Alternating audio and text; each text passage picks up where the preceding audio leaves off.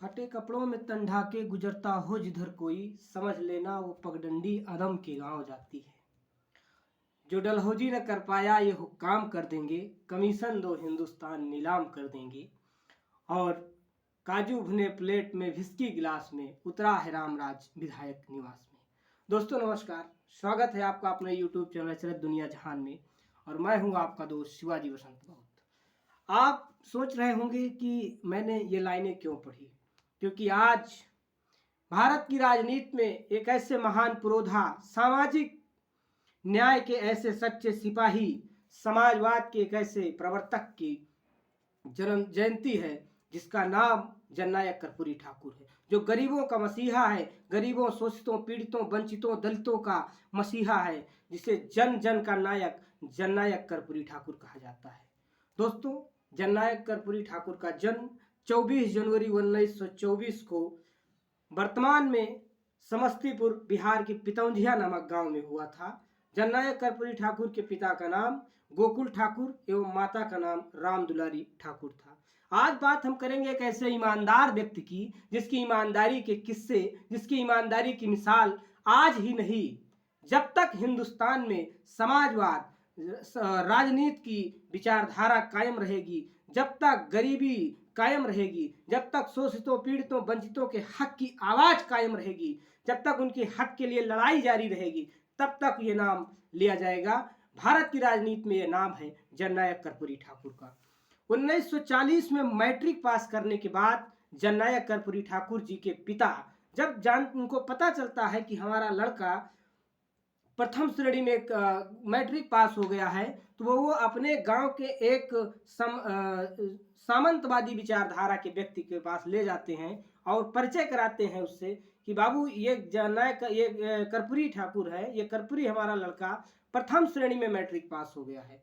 वो सामंतवादी विचारधारा का व्यक्ति जल जाता है और वो अपनी टांगे आगे कर देता है और कहता है, भोजपुरी में कहता है कि करे कि तुम गिरिए न बोआ का करबा मैट्रिक फर्स्ट डिवीजन पास, ले पाँव दबाओ। और वसीम बरेलवी साहब का एक शेर याद आता है यहाँ पर कि उसूलों पर अगर आँच आए तो टकराना जरूरी है। जननायक कर्पूरी ठाकुर ने कसम खा लिया कि ये काम नहीं करूंगा।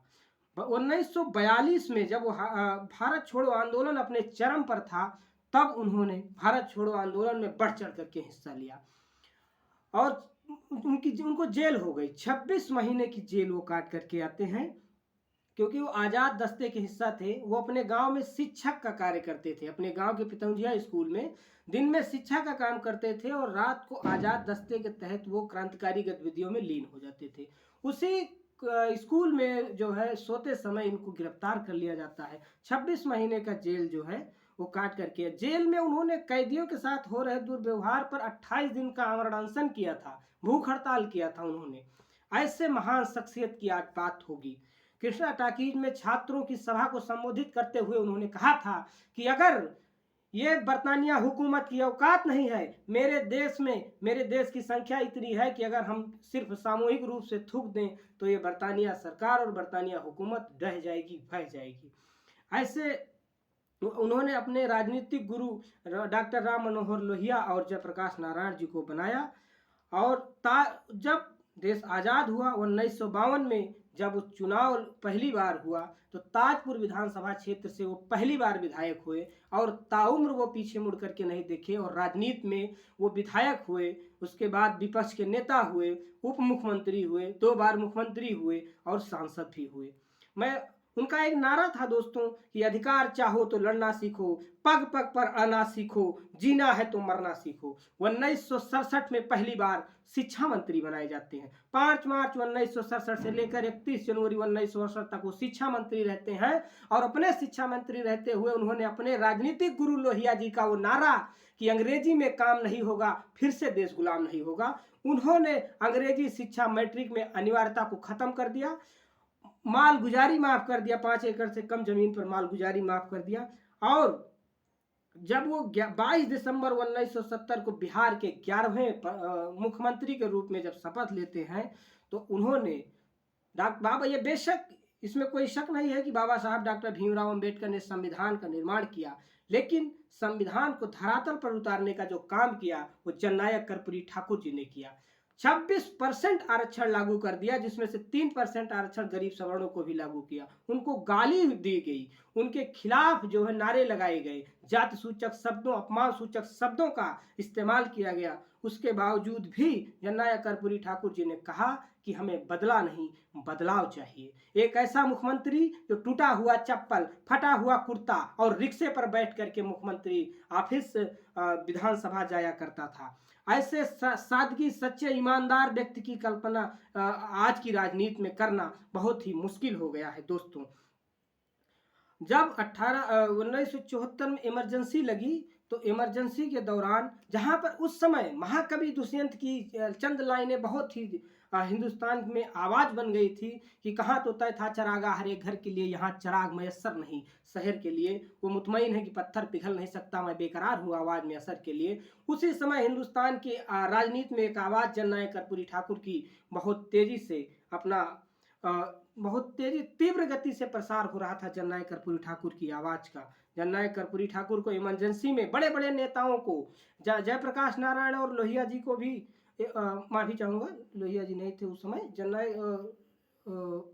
जयप्रकाश नारायण जी को अरेस्ट कर लिया गया था, लेकिन कर्पूरी ठाकुर को अरेस्ट नहीं। आज भी कर्पूरी ठाकुर के ईमानदारी और उनकी जनता के प्रति, शोषितों, पीड़ितों, वंचितों के प्रति कर्तव्य निष्ठा जो उनकी थी, ताउम्र जो वो बहुत सादगी से इस तरीके का जो उनका व्यवहार रहा, जनता में आज भी उन्हें जननायक के रूप में पूजा जाता है, माना जाता है। बिहार ही नहीं, उत्तर प्रदेश, झारखंड, मध्य प्रदेश, पश्चिम बंगाल, इन सभी राज्यों में जब कभी भी चुनाव आता है विधानसभा का, तो जननायक भिखारी ठाकुर का नाम लिया जाता है। जननायक भिखारी ठाकुर के द्वारा बनाए गए आरक्षण के फार्मूले, जिससे सामाजिक न्याय का बदलाव, सामाजिक न्याय समिति की रिपोर्ट कही जाती है, उस पर अमल करने की बहुत दावे किए जाते हैं, बार बार वो दावे ठोके जाते हैं, लेकिन कितना प्रासंगिक है, कितना आज की समाज में, अगर आज के समय जननायक कर्पूरी ठाकुर जिंदा होते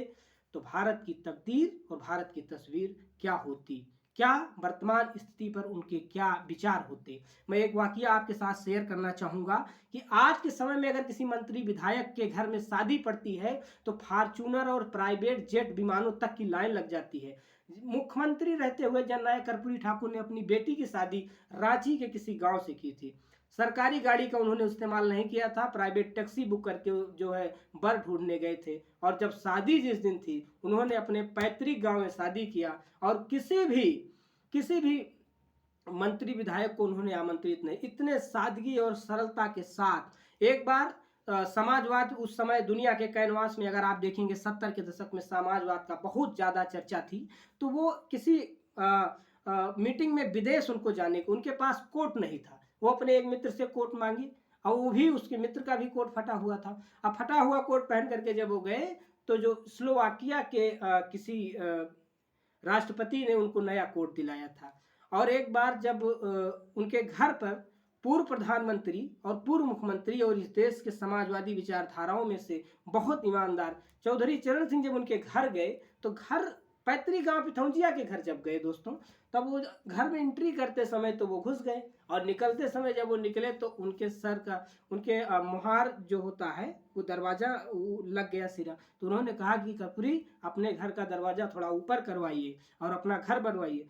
तो उन्होंने कहा जिस दिन बिहार के हर व्यक्ति का घर बन जाएगा उस दिन कर्पूरी का भी घर बन जाएगा। ऐसे आज के समय में ऐसे ईमानदार नेता की बात करना मुझे लगता है, आज के समय ऐसे ईमानदार नेता की बात करना मुझे लगता है नागवारा है। क्योंकि लतीफ़ों ने रपट लिखाई है जाकर थाने में कि अकबर खुदा का नाम लेता है इस जमाने में। मुझे लगता है कि जननायक कर्पूरी ठाकुर जैसी विचारधारा के नेताओं या उनके जैसे व्यक्तित्व का नाम लेना आज की समय सिर्फ राजनीति का हिस्सा बन के रह गए हैं। मैं चलते चलते फिर आपको कहना चाहूँगा कि ऐसे महान विचारकों, ऐसे महान समाजवादी ही नहीं, किसी भी वर्ग का ऐसे ईमानदार विचार के कोई भी व्यक्ति अगर है तो उसके बारे में आप जानें। उसके बारे में आज 24 जनवरी 2024 को स्वर्णिम जयंती मनाई जा रही है जननायक कर्पूरी ठाकुर की, और हमारी तरफ से आप सभी मित्रों को जननायक कर्पूरी ठाकुर की जयंती की हार्दिक शुभकामनाएं, हार्दिक बंधन। जय भारत, जय समाजवाद, नमस्कार।